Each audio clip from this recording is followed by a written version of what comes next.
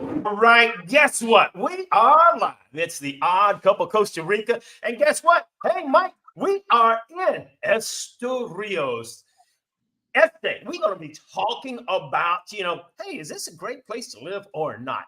Well, hey, you know what? You might want to live in Costa Rica, and we're going to talk about, hey, maybe a few things about Esterillos, maybe some other things. But hey, before I get there, if this is your first time here, where I am Alan Reshard from Off the Grid Homestead in Costa Rica, where, hey, if you've got Costa Rica on your mind, you got questions but no answers, well, you can always reserve your free consultation. Get a phone consultation. And look, that's my co-host right next to me.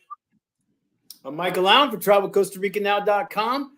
Man, I love being back down here, man. We're going to start the relocation retreat. Now, trust me, guys, we're not going to just be going on about the relocation retreat, but we are here.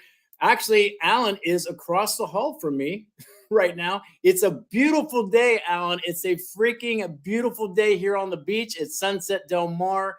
I got in yesterday, man. I got in yesterday from La Fortuna. I drove my new car, Alan, my new car. Beautiful freaking day. Beautiful day. Left at 8 o'clock in the morning, going through mountains and blue skies and rivers. 4 hours almost exactly. Got here at 12 o'clock so I can enjoy the rest of the day. And man, I love coming down here. Forget the relocation retreat part. I just like the little mini vacation thing going. So I haven't talked about my week yet, but let's talk about, so how was your week? We haven't chatted. Well, this week has been kind of out of the unusual, because usually every week, I'm working on the house, really trying to get into the house. I didn't get a chance to do anything on the house because this whole week I was kind of dedicated, kind of like you. I got a new presentation with Mr. X, who's going to be diving deep into the mind of the Chicos. And so I've been working on putting that stuff together, just making sure that, it's a big job putting on this event. And so just getting everything lined up, making sure the schedule's there, making sure everything is good. So it's been good. But hey, I did have something I wanted to share real quick, because I think it was yesterday. I was walking by the house, or walking through there, and check out what I saw. Man, check this out. Let me show you this. This is a monster here. So I'm going to share this video. I think we've all seen walking sticks. And this here is a fine specimen of a walking stick. But how big is he? Well, if we compare him to my hand, this is no stick. This is a walking log. Look how huge this is. This is the biggest walking stick I've ever seen. You could use that for a regular walking stick. Costa Rica has some big specimens. I mean, some big creatures. I mean, that's the biggest walking stick I've ever seen. I've seen some giant grasshoppers, but it's kind of neat to see that kind of stuff. But hey, just thought I'd share that bug. Put a bug in. Well, we do have, Costa Rica's got some of the, a lot of people go, Mike, what about the mosquitoes and the bugs? Are there bugs there? Are there snakes? I go, yeah, we got some of the best freaking bugs on the planet. Big, small, colorful. We got all the bugs, man. So if you don't like bugs, you're going somewhere else. You're going to Kansas or something, because, man, we like our bugs down here. So don't be. Absolutely. And, a lot of people get worried because, people have commented about my spider bite, right? And they're like, oh, man, he's got another one. And, well, it's not another one, but it's, it's from that grinder catching me. But anyway, there are bugs, but you don't really have to worry about them. I mean, yeah, you get a few in the house, but, hey, if you live in a jungle like me, you might have a lot. But, hey, so how was your week, Mike? Well, first, before I tell you my week, I just want to do a quick. So, my ex-partner in crime, still a friend and all that, is D'Angelo, who started this channel with me. But so he rents out his mountain house on Airbnb. We call it the mountain house. It's next to the Arenal volcano. So last week he rented it to, I believe they were French. Doesn't matter, but rented to a couple people. And after the first day, they wrote him and they go, we left. There's too many bugs and there's too many bugs. And it's like, wait a minute. I'm sorry. You're in the rain forest. The rainforest. So you don't think it's not like he doesn't have screen. He's got screens on the windows. So it's not like a whole, everything swarming in, but to go, well, we left because there's too many bugs. What's that even mean? What kind of bugs? I don't know. I just thought that's just too funny. Bye. Immediately Get out of here. time to go home. I mean, it kind of makes me think about those people that, you know, they come here for a week and then they write a review on TripAdvisor and they're like, oh my God, nobody spoke English. Yeah. I don't know. We've had some Airbnb people that you're just like, why are you even here? Why did you even come here? I don't know. It's kind of funny, sad in a way, but anyway. So my week was probably like yours. You know, I'm presenting a new thing at I'm doing an hour. And to be honest with you, Alan, since me and you are kind of, running this thing along with Sarah, I got to tell you, I don't know if my presentations is 20 minutes, 55, an hour and a half. We're all going to just learn together how long my presentation is because I have no idea. But anyway, I've been working on that fever, a lot every day. I'm doing it today, actually. After this, I'm going to be working some more on it. I've changed my mind.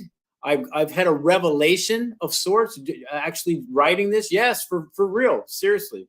So, wow, okay. And then that made me change some things. I was getting some feedback from some friends, like I don't know if Johnny's on. Yeah, Johnny knows Costa Rica. My other brother from another mother. I was asking him a lot of questions, and I was starting to change my mind about some things. So I've been really working hard, and hopefully it's either. Here's what's going to happen, Alan. It's either going to be an hour and everything's going to go good. And you're going to be like, Michael, that was really good. Or it's going to be so far south, you're going to not even say anything to me. You're going to be like, Mike, you're not doing that. it this time. Next time, Mike, I'm taking it from you. I'm taking it from you. So that was my week. So I've been doing, but I got to tell you, man, coming down here yesterday on a road trip that I haven't done in my own car in a long time, it was really nice. It was a freaking beautiful day leaving Fortuna all the way here. Traffic wasn't too bad except for around the Jaco area. And we just easy breezy stopped and, took some pictures. It was a good time. Good time. Well, let's talk about that for a second because, it's been, you've been here 18 years. 18 years, you've not had a vehicle. And that says a lot about Costa Rica. You really can get all over Costa Rica with the public transportation. The public transportation really is phenomenal. Now, granted, if you use public transportation, you better have a lot of time to waste. Okay. Personally, I wouldn't. I've used it, and I like it, but it's too much time to waste. But hey, so my point is, you can enjoy Costa Rica. You do not have to get a vehicle. When Rebecca and I came here, we didn't have a vehicle, a car for over 2 years. We rode everywhere on a motorcycle. Okay. So it's nice and the weather is so great. You can, if you caught in the rain, it does get a little bit colder, but but hey, I bet it was nice to finally get your vehicle because, public transportation, you're limited as to what you can pack, right? But not if you're coming in your own car. Yes, Alan, but it's more importantly, you can't pick when you want to pee. And that's big time to me because I'm serious. I don't care if you all laugh out there or nothing. It causes anxiety in me. I need to know. Even if I don't need to pee, I think I do, and it causes anxiety that they're not going to be stopping for another hour. And so having my own car, knowing I can stop when I want, and I'm older now, Alan. I'm a senior citizen, pretty much, and so you know how we are. So I bought the car for peeing. Well, he's got a pee car. Too much information.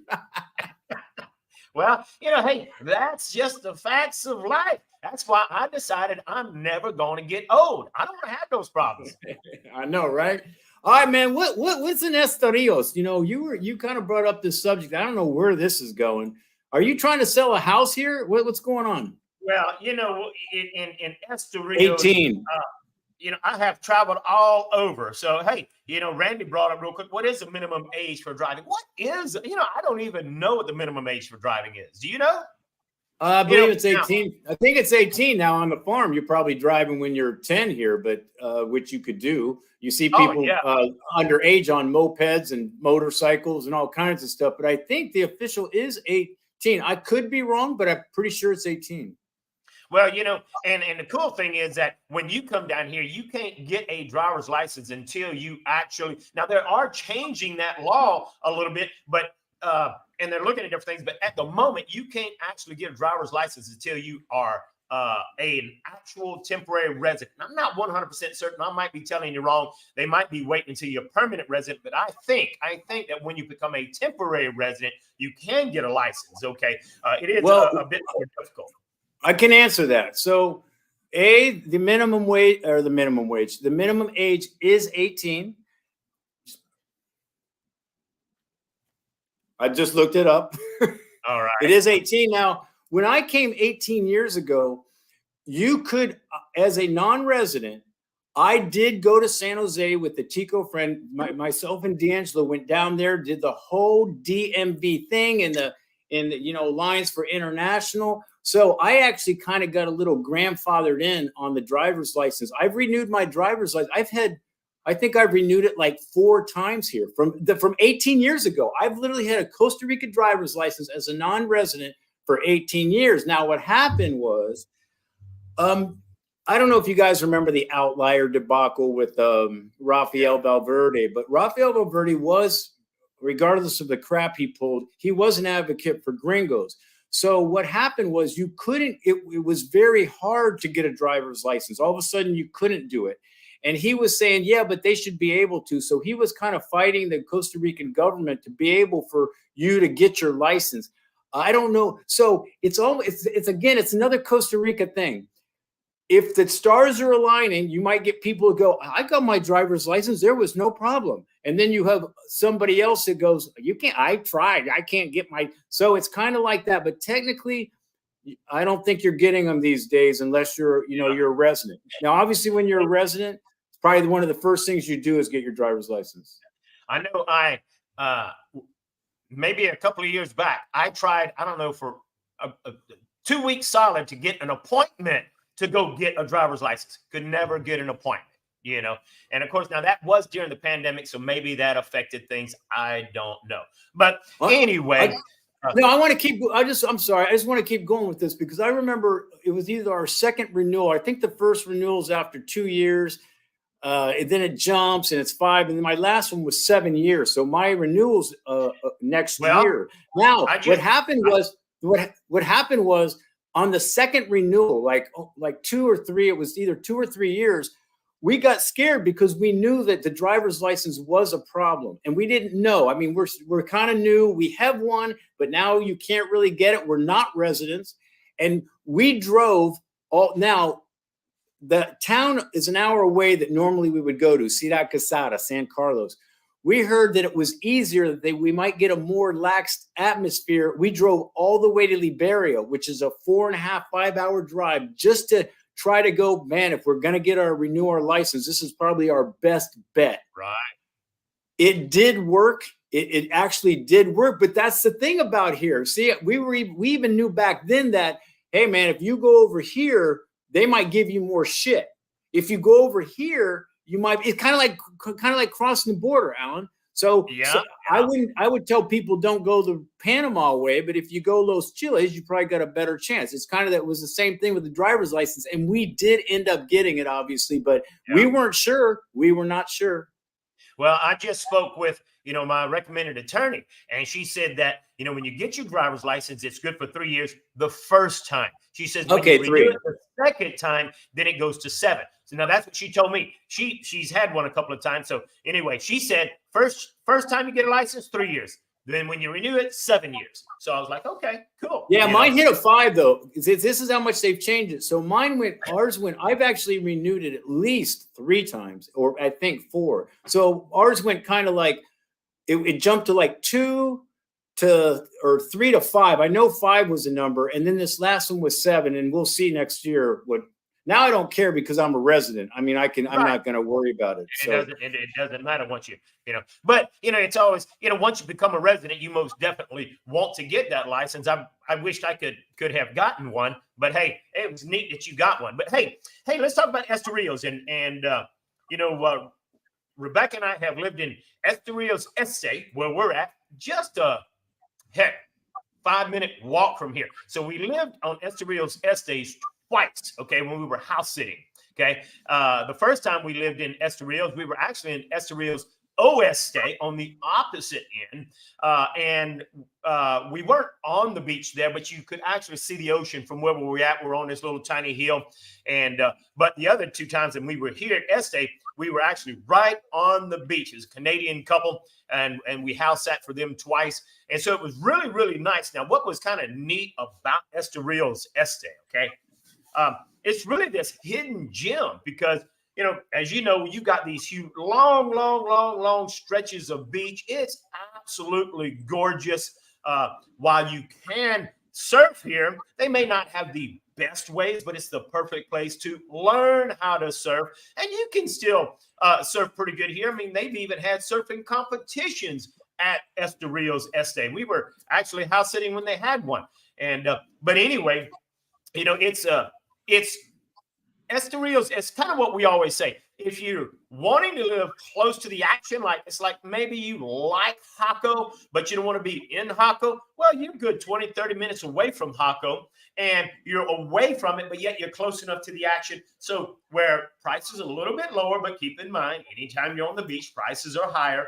But Esterillos Este is just a really sweet place, and then just down the road is Playa Bajuca. So, you know, Esterillos Este is just, I mean, you just really feel like you got your own private beach. You got the macaws that are constantly flying by, and it's just absolutely beautiful. Every once in a while, you can catch a sloth that's, you know, in the trees on the beach. So it's just, Esterillos is just really a nice place to live. And you can actually still find pieces of property that's beachfront property. And I saw one, it wasn't too bad. I think it was for a lot. I don't know how big the lot was, but it was like 125, 150,000 for a lot on Esterillos.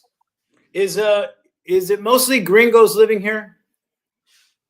On the beach, yes, it's mostly gringos. Now, right across the road, you're going to see a bunch of Tico houses, you know, small Tico houses. So you're going to have a ton of Ticos that live in the area. But as far as the beach goes, it's mostly gringos on the beach building, you know, gringos with just lots and lots of money building some super fine houses. Now, the house that we house sat in was some gringos from Canada, but they didn't have some super fine house. They had bought a Tico house, did a little bit of remodeling to it, not a whole lot.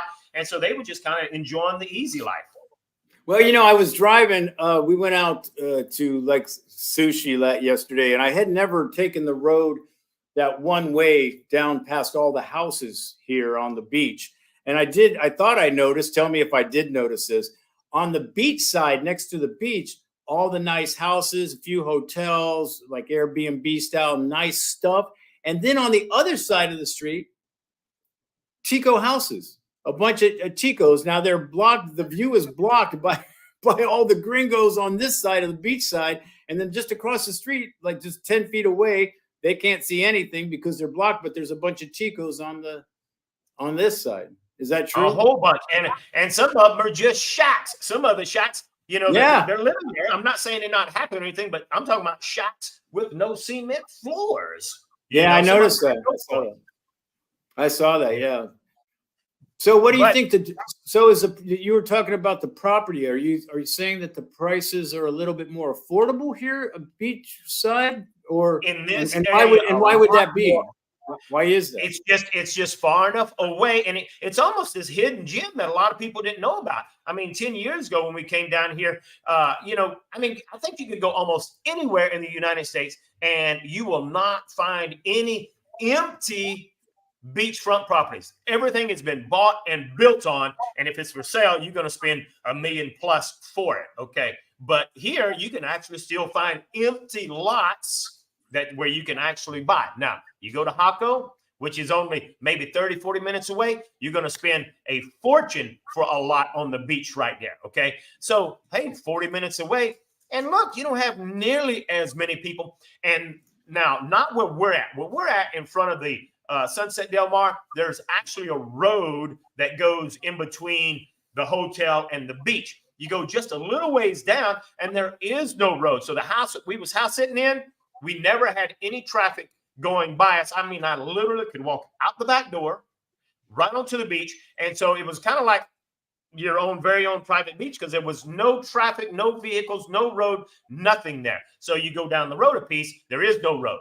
Now I heard rumor they're talking about putting a road in. I don't know why they do that, and so all the locals are up in arms on no, So anyway, but that's one of the. Well, I can tell you one thing you're getting if you live in this area, you get some of the best sunsets known to mankind.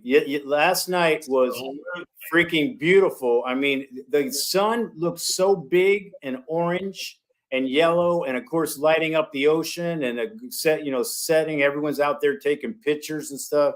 So it's just got stunning freaking sunsets. And you're talking about Jaco, but if you keep going down the road, you're also 30 minutes from arguably one of another beautiful place, Manuel Antonio. It is a tourist destination. And then you keep going, you got Dominical and Uvita. So you're kind of close to some stuff. And then, we went to got some coffee up at they got a market, 3 minutes from here, whatever. So if you like that kind of maybe off the grid, on the grid a little bit, it might be the place. I don't know. Yeah. Well, I mean, it's kind of like what Jennifer was saying. I was just talking about Playa Bajuca, and says Playa Bajuca has happy hour on Thursday nights. We just was there this past Thursday. And like Michael was saying, sunsets was almost unreal. It's phenomenal to see the actual sunsets here. Because, I mean, look, it's like you were saying, it's so huge, and then it hits the water, and I always tease, it's like, the sun's about to go out, the water's putting it out. I mean, it looks like the sun is just diving into the water. And what is so funny, because we talk about how private the beach is, you can be standing out there and hardly anybody is on the beach. But boy, when the sun is setting, all of a sudden it's like 100, 200 ticos come out of the woodwork, and they're standing on the beach filming and photoing and all the sunset. So pretty impressive. So, you've lived a lot of places, in your 10 years, which I think is impressive because you have a lot of information on the different places. How would you rate Esterillos to other places you've lived? And maybe what are the positives and negatives versus some of the other places you've lived? So Esterillos, we rated it as being our #1 spot as far as beaches go, because we were all over the place. We was over on the Lemoyne side, and look, on the Lemoyne side over there by Calhuita, by Puerto Viejo, the waters are a lot smoother. The waters are way prettier, because there's no waves, and it's just gorgeous, gorgeous, gorgeous. But as far as the atmosphere, the culture, the people were totally different. Over on the Pacific side, yeah, it might be a little muddier, maybe not be as pretty, bluish, greenish, but Esterillos, it was so private. I mean, there's really the only con that I could think of as far as living here in Esterillos is that the internet at that time wasn't so good. Now, you'd have to get somebody from an entrepreneur who did like I did at my place, where it was satellite to satellite, tower to tower, and then you were paying a lot. But now with the advent that Starlink came into the country, and that's what's great. Things are getting better all the time. And it's like we're here at the resort. He was having to pay crazy high prices for internet, but now he's got Starlink, and so our internet is way, way better. So as far as cons, that was the only cons. Well, now you can get Starlink. It's not a con anymore. So there's just really, I can't find any cons as far as right now living in Esterillos. We absolutely love it. So if I were going to live on the beach, it'd be Esterillos. Well, I'm going to do a con, Alan, because I feel like I speak for, the older generation now that I'm close to a senior citizen. Now, I did notice 5 minutes from here, there is an urgent care for people that step wrong, like I did yesterday and almost broke my hip. And you know what happens when old people like me break their hips. But what's the closest hospital, Alan? I need to know. If I get a house here, what happens? Well, I'm glad am I going to die? Am I going to die? Well, the closest, I don't even know if it's a hospital, but I think the closest clinic is right there in Jaco. Okay. So yeah, you're 30 minutes away, 40 minutes away from Jaco. Yeah, but that's a clinic. So, yeah, that's a clinic. I didn't think about. Yeah, well, you're not old. You're still young, so you don't have to worry about it like I do. Now, they do have a hospital in Parita. Parita is about 20 minutes the other way. Rebecca just reminded me. So they do have a nice, I think it's they built it like, I think 2 years ago. Yeah, so they do. I think it's a hospital, not a clinic. you know. Well, But some of those ones, you know, they're building one in La Fortuna, which is funny. So they're spending they're spending millions of dollars. It looks like a hospital, but actually it's just a steroided urgent care, which yeah, makes freaking no sense. So I don't know. I mean, maybe Parita, it is a hospital. I just want to throw this up here. I'm not sure why they're saying what about Uvita, but I have my 2 cents. Uvita is a lovely area. Beautiful there. The problem with Uvita is that place, everybody, that's the new hot place and has been for the last 3 or 4 years. So all you're doing is being another gringo that moves there, and you're going to add to the population of about 1 million other gringos that want to be in Uvita. So when I see something like that, I run the opposite direction as fast as I can. So although I love the area of Uvita, I personally just wouldn't go there because it's oversaturated with, you know, with gringos. Actually, nothing wrong with that. I'm saying you can still go there, but I'm just saying I'm going to try to find maybe a little bit more, less gringos. absolutely. And so, you know, and of course, now real quick here, because also Karen asked, well, you know, are the sunsets better where we're at than Uvita Dominical? Yeah, you know, it doesn't matter if you're anywhere Very similar on the Pacific side, they're practically the same. Yeah. You know, there is no difference. Now, if you are into whale watching, okay, Uvita is the place to go because they've got the whale's tail down there. And so, you know, there's, I think, 2 different mating seasons. And so anyway, in September, I hear is the hot time or is the perfect time. If you want to see a lot of whales, then, you know, they're all coming there in September. And then a lot of them come over there to give birth. So, hey, that's the difference, you know, but I agree with you 100%. I don't want to be where there is a ton of gringos. If I wanted to be where there's a ton of gringos, I'd have stayed in the United States. But hey, some people like that, and there's nothing wrong with that. So now, yeah, well, that's why we consider here first. Now that you're talking about Esterillos, I'd be like, okay, well, I see what's here. So I'd be more apt to pick a place like this over Uvita, even though, yeah. Hey, I love Uvita. It's nice down there for sure, you know. So now, no matter where you're at, and, you know, like this guy says, strong riptides in Bahuka, there's several little places where there's some riptides. And look, if you just use a little bit of common sense, it's really not terrible. But the important thing is that, you know, in the United States, there are lifeguards, you know, almost everywhere. That's not something you see a lot of here in Costa Rica. You're not going to find lifeguards all up and down the beach.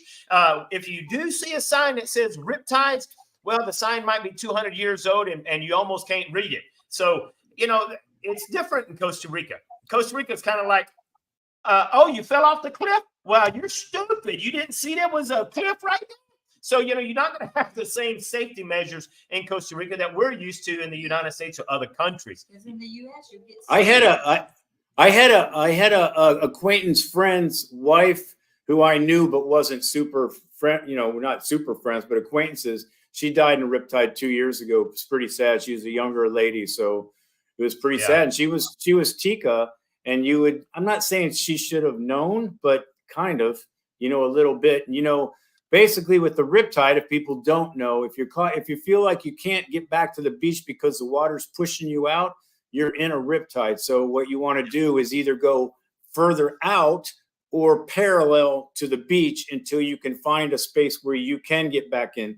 I don't care how strong of a swimmer you are, you're not beating Mother Nature's riptides. Well, you know, you're absolutely right. Look, when I was in the Marine Corps, you know, we had to go through swimming tests, swim qualification. So I was one of the highest swim qualified Marines out there. Okay. And I bring that up to say, hey, I've been in a riptide several times. Okay. Because I was learning how to surf, and I've had a riptide take me way out. Now, I was never worried because I am a strong swimmer, but exactly like you said, Michael, if you don't know how to get out of that riptide, and the deal is not to panic. You get into the riptide, don't try going straight to the beach. You want to actually go to the left or to the right, and you don't have to go that far, okay? But you want to go left or to the right, and once you get far enough away from where you're at, then it's really easy to come back to the bank. So the deal is not to panic, because if you panic and you're not a strong swimmer and you're fighting, you're going to get tired, and then you just gonna, you know, you're going to lose. Well, you know, it's kind of sad because if you're not a strong swimmer, you're just a regular beach goer, you can swim a little bit. I think if anybody's ever swam, if you panic even for, let's say, 15 seconds, so much energy leaves your body that within 1 minute, you are just dead tired. I mean, it doesn't take much for a non-swimmer or just a mediocre beachgoer swimmer person. Within 30 seconds, they've worn themselves out. Within 45 seconds, they're already toast. So, you know, try to float, lay on your back, float out, and have somebody save you. But as soon as you start flailing around, you go like this to try to go in. Within 5 seconds, you're worn out. I mean, it doesn't take very long to die. You know, I would highly suggest that, you know, before you do any serious things on the ocean, is to know how to tread water. You know, whenever we were taking tests in the Marine Corps, we had to get in the pool, full gear, okay, and we had to tread water for an hour. So we had to tread water for, I think, 10 minutes, and then you can actually get rid of some of your gear, take off your boots. But, you know, if you can, and that's what I did for my children. Before I let my kids go to their friend's house, to their pool, I said, okay, Dad, we want to go to a friend's house. He invited us to go swimming. I said, well, let's go to the lake. And if you can tread water for an hour, then you can go. Because then I knew that he was strong enough that no matter where he was at in the deep end, as long as he could tread water, he's pretty much going to be safe. So if you get out in the riptide, if you can tread water, I mean, it takes nothing to tread water. Hardly no energy. But then you can get out of a riptide and you can work your way out without worrying about, I can't swim that long. Treading water doesn't take hardly any energy. So I suggest. I don't know why, Alan, when you were telling that story, I just think of you as Little House on the Prairie, taking your little 2-year-old out on the little dock and throwing him in the lake and going, swim. Survival of the fittest, dude. Can't even speak. Throw a little 2-year-old. I just see you. I don't know why I see you doing that. And I see you just drinking a beer going, I don't know. Should I jump in and say I didn't do that. Didn't do that, but that's why I have 2 kids and not 3. One didn't make it. No, I'm teasing. That's messed up, dude. Rebecca, what's he doing? Hopefully just being funny. But anyway, really. So, hey, Esterillos is super nice. Now, one guy mentioned here, Uncle Chico there. Hey, good to see Uncle Chico again. He says, hey, tell me about Golfito and Puerto Jimenez. So, Puerto Jimenez, well, let's talk about Golfito. Golfito is really not a beach town. And I think I'd clarify, Puerto Jimenez, I have to take a look at the map again. But, Golfito is a fishing town. It's not considered a beach town. And if you go to Golfito, man, look, as long as you like fish, then the smell of fish, because you smell fish everywhere you go. Wow, man, smell that fish. It's a fishing community. And Puerto Jimenez, kind of similar. It's close by, but I couldn't tell you much about Puerto Jimenez. But, hey, Golfito is just it's a fishing community. So if you like fish, that's where you want to kind of settle. But hot, but anywhere on the beach is going to be hot, though. The only thing I know about Golfito is it's always been the place where you go get your refrigerators and your TVs. If you want to explain that to people, explain that to people. So a lot of people, Golfito is kind of this place that has warehouses, kind of like massive price marts with, and they're supposedly, and it seems to be true, that their furniture, their refrigerators, their ovens are cheaper. So people go down there, spend the night, and go shopping, and you can rent a truck or you can get a truck to bring that stuff to wherever you live for obviously a fee. But so Golfito has always been known for that place you go to get your household, big items, TVs, absolutely, all that stuff. So have you ever done that? Have you been down there? Yeah, whenever we started buying furniture. Now there is a limit. I'm trying to remember what it was. Was it a $2,000 limit? Or yeah, you're right. That's right. I remember that. You're right.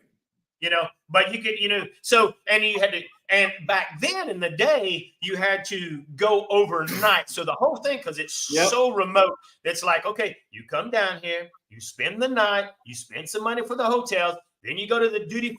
And the day before, you would go get what was called your tarjeta. It's just your piece of paper.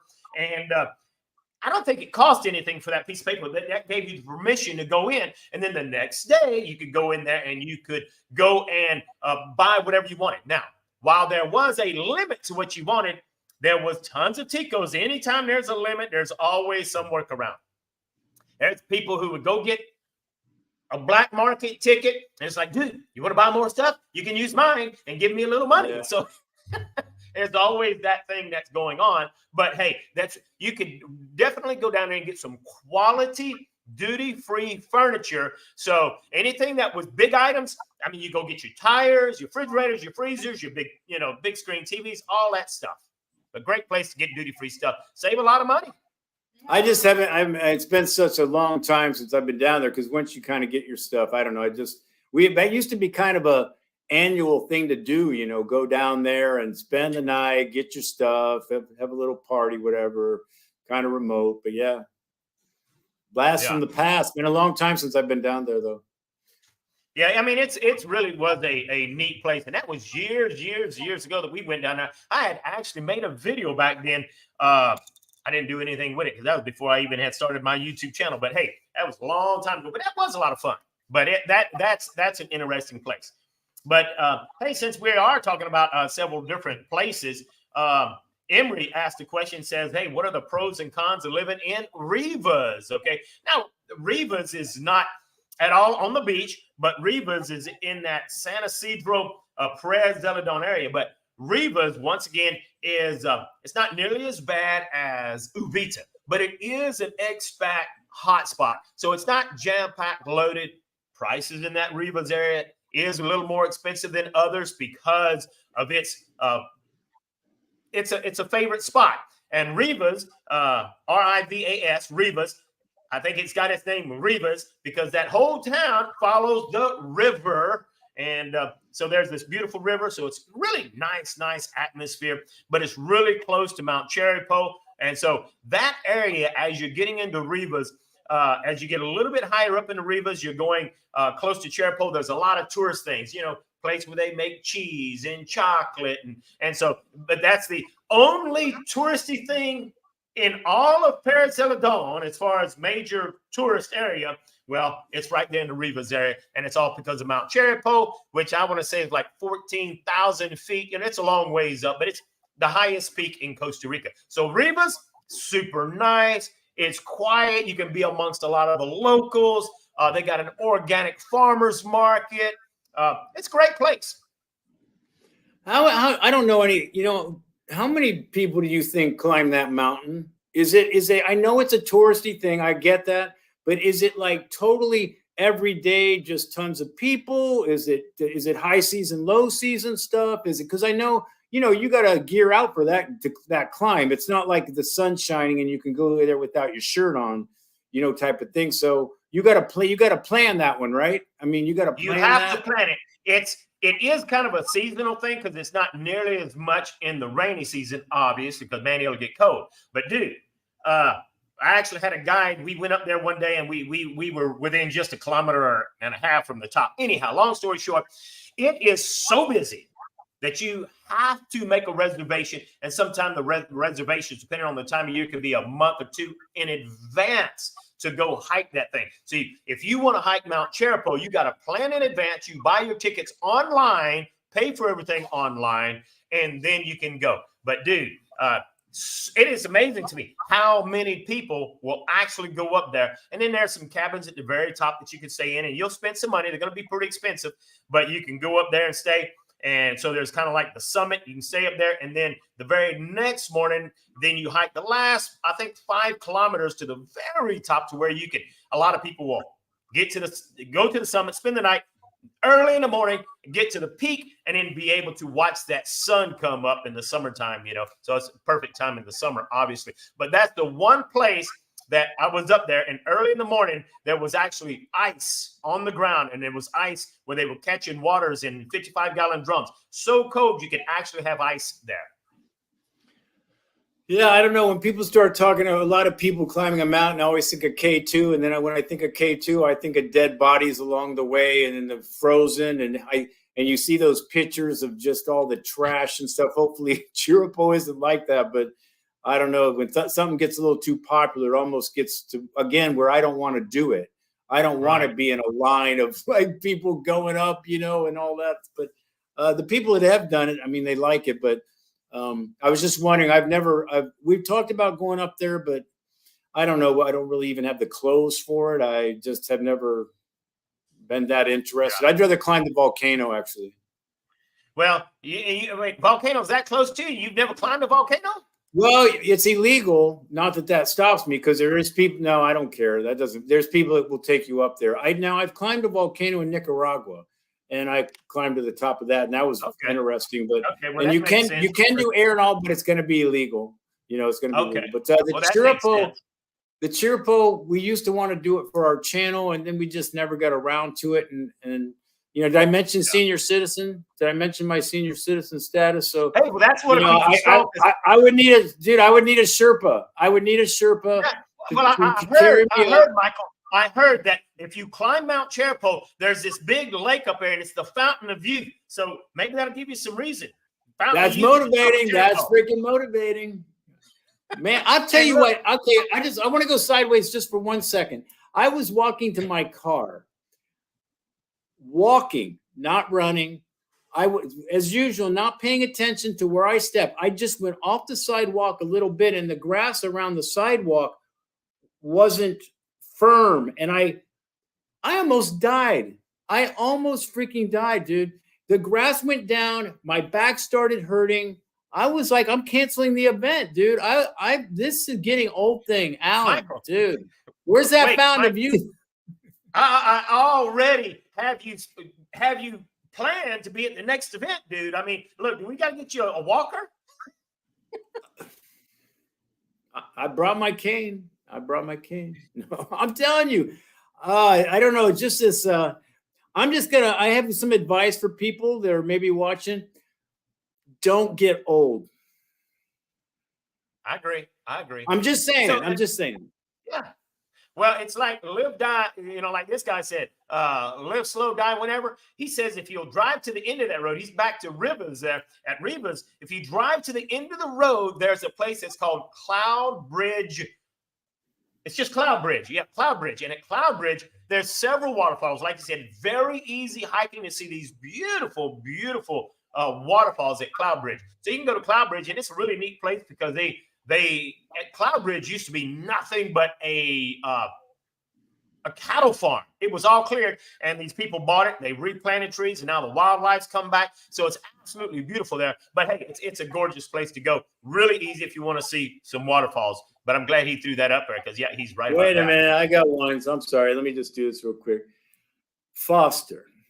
Okay, let's get a couple of things straight, Foster. I might be overplaying my old age a little bit. Okay, just so we're clear. I'm a little self-deprecating, all that, but just trust me. I ride a bicycle every day all around town. I might not be as bad as I say. I'm just saying. Yeah, Foster. Mike is, you know, take a close look at Mike, and if you take a look at his eyeballs, they're brown. And the reason is because he's that full of crap. Oh, man, that's just wrong. Dude, I just got off. Hey, I don't know. I put up a video. Doesn't matter. But I just got off a 3-day water fast, Alan. I did a 3-day water fast, Tuesday, Wednesday, Thursday. I've been hitting the weights kind of hard. I was, you know, eating pretty good. And I don't know what happened, but I shot up to 198. I mean, I used to be over 200 most of my life. And then I gradually went down because it's just not sustainable. And my fighting weight has been 190 for a long time. Well, about 2 weeks ago, I was like, damn, am I getting fat or bigger, wider, whatever? I know in this, like here, you know, you can't tell. It's a different look, right? So just trust me when I say 198, I'm kind of, you know, bigger, but I was like, damn. So let me go on a water fast to see what's up. So I went from 198 starting on Tuesday morning to back to my fighting weight of 190 at the end of a 3-day water fast. I've done it many times. People go, I can't even go one day. I've just never had, you know, we all got our little superpowers. I have never had a problem doing any kind of fun diet for me, or whether it's carnivore, vegan. I love all that stuff. So the water thing I do about twice a year, just to kind of reboot, we'll say, the body and, get things, whatever.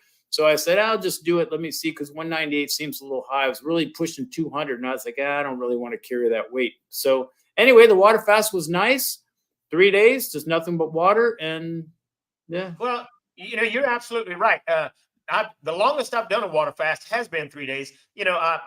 It's not uncommon for me to do a day here and there, but I've done a water fast 3 days, probably not nearly as often as you have, but hey, it's a great way to, like you said, reboot everything, and then say, do a water fast and maybe go on a different type of maybe like, I'm going to try going all plant-based. Hey, I'm going to try this. So doing a water fast is kind of a great way to kind of change things up. But hey, now I'm going to throw something out there, because I've been like super, super, super busy, building the house. And so I haven't been able to work out. And I typically work out on a regular basis. So I'm going to throw something out there. I'm hoping that by the time we make it to the next event, that I'm going to put on a lot of muscle, I'm hoping, because I just have not been able to work out. But we're finally going to get moved in here within a couple of weeks. And then once I get moved in, I can unpack my gym equipment, and then I can start working out. So I'm hoping I'm going to have time to, or I'm just going to make time. I'm going to make time to start working out. All right, dude. All right, wait a minute. Wait. So next relocation retreat, we'll have maybe a little bench press contest and little something for the folks. Oh, the reason I don't. The reason I don't do a water fast really for over 3 days is because I still continue to work out. And, again, I did work out all 3 days of the water fast. I had to tone it down just a tad, because obviously your energy levels aren't, quite up, 100%. So you got to be kind of careful. You don't want to sit there and, pass out on the squat machine or whatever. So the reason I don't go over 3 days is because it's just not really conducive to lift, working out, hard and whatever. So 3 days is usually my limit. And I just kind of like that. Yeah. Well, here's a good question. Oh, Cheesecake wants to know, does beer count as water fasting? No, you can drink beer and eat cheesecake. I think those are the only two items that they allow during the water fast, if I've got that right. So the beer has to be the beer has to be low carb, and the cheesecake has to be without sugar. And if you have those two items with your water fast, you're good to go. I told you his eyeballs are brown. What? I'm here for people. I give advice. I mean, what's wrong? Woo, that's good. That's good. So hey, we'll see what happens. All right, John Miller. Wait a minute. Okay, are you guys piling on? What is this? Are you Alan's friend? What the hell is this? That ain't no joke. It's funny. I got to the end of the sentence and I didn't remember what it said at the beginning of the sentence. So I don't even know what's going on. Oh, he's talking about me. Jesus. That's good, John. That's wrong, John. We can delete you from here, John. We can just delete you right now. Don't take worry, care John. of it, Alan. I've got controls, man. I'm the Wizard of Oz. He can't do it. I'd have to do it, buddy. No, we only deleted one person in the Odd Couple Costa Rica. That was about 3 or 4 weeks ago. And if I ever see that guy on here again, I'm going to go to his house. But anyway, that's a whole nother story. That's funny. That's funny. But hey, John asked a good question right here. John says, come on, where is it at? There it is. Okay. John says, hey, do you guys know anyone that took up surfing past 50? Okay. We do. We do. Go ahead. Yeah. Well, I mean, I was actually past 50 whenever I started here. Okay. Now I'm in pretty dang good shape, but you go to Esterillos where we're at now, it's some gentle waves. Okay. Now I made a dumb mistake, man. I went to Playa Hermosa thinking, I'll just say pretty good. Man, Playa Hermosa nearly ate me up and spit me out, So, but there's nice places to learn. And hey, I know what you're thinking. You're thinking there was a couple of guys in their 70s that was at the relo. I think, I don't know if it was the last one or the time before, but relocation. He was like 73, right, or something. Yeah, he's surfing, dude. He was 73, man. 73, first time, and I believe he got up. He got up. He got up. His thing. Yeah. He was an inspiration to us all that were sitting on the beach drinking Mai Tais, watching those old people try to surf. Because you won't see me out there now. I'm only gonna, when you start doing this shit when you get old, all you do is get hurt. At least in my case, I've done all the things in my younger life. I've done every sport, snowboarding, skiing thing you can do. I've done it. I can say I've done it, but to do it now, like, hey, Michael, let's go ski Vail. Let's go to Aspen. No, I'm only going to get hurt. I'm sitting in the lodge. I'm drinking a whiskey and Coke, watching you enjoy your winter sports, but I'm done with all that. I just do weights now. That's it. And ride my bicycle. Well, and here's what's important. It doesn't matter how old you are. If you start off careful and you start off light, you're never too old to lift weights and do cardio. I'm a certified personal trainer, and when I went to school, they actually did a test, and they actually started with some old people that was in wheelchairs, walkers, canes, who hadn't worked out, started training them, and within 90 days, the majority of them either got off the walker, got off the cane, and some of them actually got out of the wheelchair because they developed muscle and was able to start using their own body to transport themselves. So look, it's no joke. Getting old is real, but if you take care of yourself, you can practically almost reverse the aging process. Yep. I would encourage anybody. I don't think I'm kind of kidding around here these days, but I think both me and you have always been physically active and working out and exercising, and you are never too late. If you want to surf, I say go freaking surf, man, because life is freaking short and nobody cares about what you do but you. So I say, if you got a surfing bug, get that surfboard, put your suntan lotion on, and double down on what you want to do and go freaking do it. Do it, right? Oh, absolutely agree with you. Because I tell you what, at the end of your life, you are not going to say, well, I wished I'd have saved a little bit more money. I wished I'd have worked harder. No, at the end of your life, you're going to say, I wished I'd have tried surfing. I wished I'd have climbed Mount Cherokee. I wished I'd have, so, hey, life is about experiences. I got to about 40 after I had my grocery store, worked hard. And after I got out of that, I realized, you know what? I have made a lot of money in my lifetime. But doggone it, wasn't no fun because I didn't have time to spend it. So if you can't spend the money you're making, well, then you just kind of wasting your life. Yeah, I agree. I mean, nobody, But, I don't know. Back to Costa Rica, that's the reason so many people come to Costa Rica, is that they want to slow down. They want to experience life instead of live life. When you're in the United States or other countries, you're not experiencing life. You just survive it. I don't know. I don't think you can come here. I don't know if our good friend, we have got a couple good friends maybe missing. Shelly, who's always on here, is on. We got to give a shout out, Alan. Shelly, who's always is very supportive of us, is on her way to her second relocation. She's going to be here today. Oh, there she is.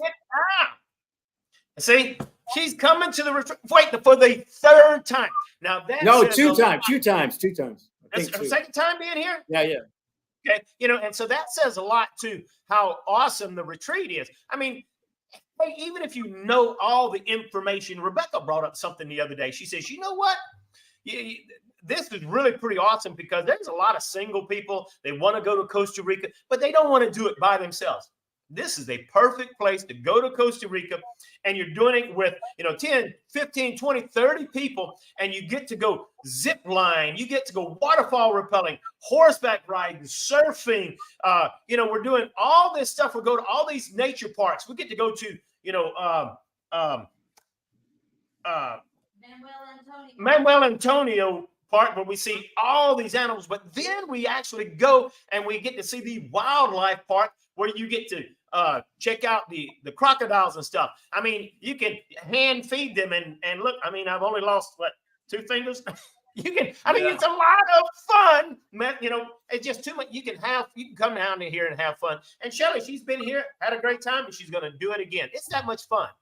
My original point was Shelly's one of them, but there's another one, Sandra, I believe her name is. She's a friend. And, people that come down here with the right intent of living in Costa Rica and taking advantage of living in Costa Rica, it's funny how much they do think about their own health. And you do tend to change your way of eating and thinking about making more healthy choices. I mean, people that are serious about Costa Rica and like making some life changes to, like, let's say lead a more simpler life, it always comes around to like diet and maybe healthy living. Shelly's one of them. She lives close to me, basically little outside of my town, and she's doing that, you know. And a lot of people, I just had somebody was talking about, you know, they were on doing a diet and getting serious and lost 9 pounds or whatever it was. And it's like, you know, this kind of clean, I don't know how to say, it's the atmosphere of Costa Rica. Anybody can diet, anybody can go to the gym. I understand all that. I get that, and that's great. But for some reason, Costa Rica gives the whole atmosphere of living here is so like simple and cool. You feel like if you're not living a clean life here, like you're like not taking advantage of where you live, because you don't even need a freaking gym to work out here. There's so many, there's hiking opportunities, and get a branch on a freaking tree and start doing some chin-ups or whatever. I mean, you're just living, I don't know.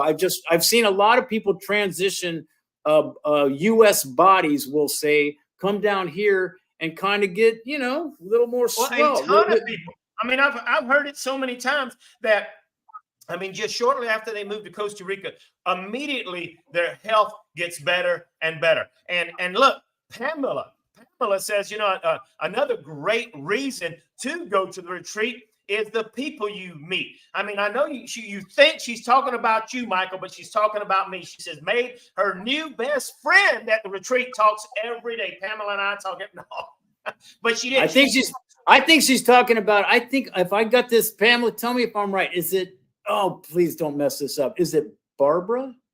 No. Is it Barbara? Do I have that right? No. I mean, I know who you're talking about. The lady with the kind of blondish hair and glasses with the, am I right or wrong? What's her name? Yeah. So she met her new best friend, and it's pretty awesome because, yeah, you know, you get down here, and look, you're meeting these connections here. Oh, Pamela says, yep, you got it right. Yes. Oh, wow, man. I'm getting good, man. I'm working on this. I like to know people's names and all that kind. Maybe my dementia's not as bad as I might maybe say. Maybe my cardio's a little better. As soon as you start that plant-based diet, your brain's going to get better. You know, you said that. I got to tell you, I'm definitely, I always lean plant-based anyway, even if I do enjoy some chicken or whatever from time to time. I mean, my whole thing is vegetables and fruits and nuts, basically. And I do have a protein drink. And somebody asked me, I think earlier, if I take creatine. Yes, I do. And that same person, I believe, asked me if I've been to Lago Cote, which is in Watuso, in Alajuela. It's a lake here in between, I believe, our volcano of Arenal and the Tenorio volcano. And I have not been there, but I would like to go there. Again, it's on the list of about 1 million other things I'd like to do. But no, of the 18 years, I haven't gone up there. And if I have, I forgot it because it was in my drinking days and whatever. But so no, I haven't been there. But yeah, it's not super far from me. So it's definitely would be worth a day trip. Well, Doug brings up a good point because Doug, he has a place over on the Nicoya Peninsula, and he says he's going to be back at his house, which is in a blue zone. And for those people that don't know, you know, blue zone are these several different little spots in the world where people live to be over 100 years old. But the key thing to remember is that, you know, it's not the point that it's like, I know I don't live in a blue zone, but I'll live to be over 100. What's important is that there are people that live in those blue zones who are just taking care of themselves, and so they're living longer. And so, hey, the point is that in Costa Rica, it's very, very easy to live a healthier lifestyle. And so, hey, you know, it just gives you, good stuff. God bless those blue zones, and there's around 7 of them. Okinawa, Japan's one of them. The 7-Day Adventists also. I kind of did a deep dive on those years ago, but. You know, it's pretty basic, dude. I mean, it's of the commonality of the blue zones.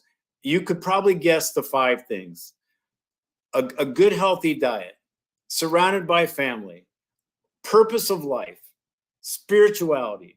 I mean, when you start adding those 4 together, you have a calmness about yourself, and you feel wanted, and you feel like you're on this planet for a reason, and you're near 100 and they're still walking down and getting firewood for the family, and they still have a reason to live, and you've got your spirituality, whatever that is, and you're surrounded by love, and you filled your God hole, and you're eating well, you're gonna, you're taking away the stress.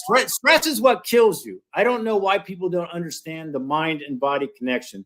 People don't understand diabetes too. All these things come from stress and anxiety. So if you want to fix something, fix the stress and anxiety of your life, and that'll fix the physical things that are happening to you. It's a mind-body connection, kids, right? I mean, so again, and that's why I think Costa Rica is so great, because it gives you the backdrop to do those things. There's a reason that there is a blue zone here. It makes total sense. Total sense there's a blue zone in Costa Rica, right? Yeah. I mean, if you didn't know anything and you just knew there were 7 blue zones and you knew a little bit about each country, you go, I bet one's in Costa Rica. You would just say that because it just makes sense. Yeah, makes a big difference.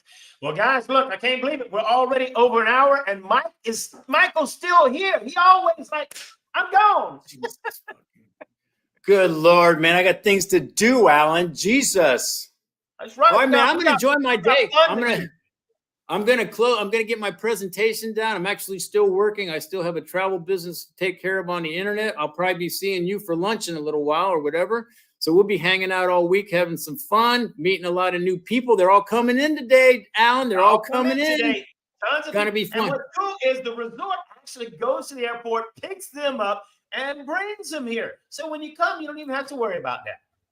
Guys, we want to thank you for hanging out with us as usual. We love your support. We love your comments, your questions, your feedback, your good and the bad. We love it all. And the fact that you could have spent your time however you wanted and you chose to spend it with us means a lot to us. I am out of here, Alan. I'll see you in a little while. Peace, guys. Have a good one. Have a great one. We'll see you next time.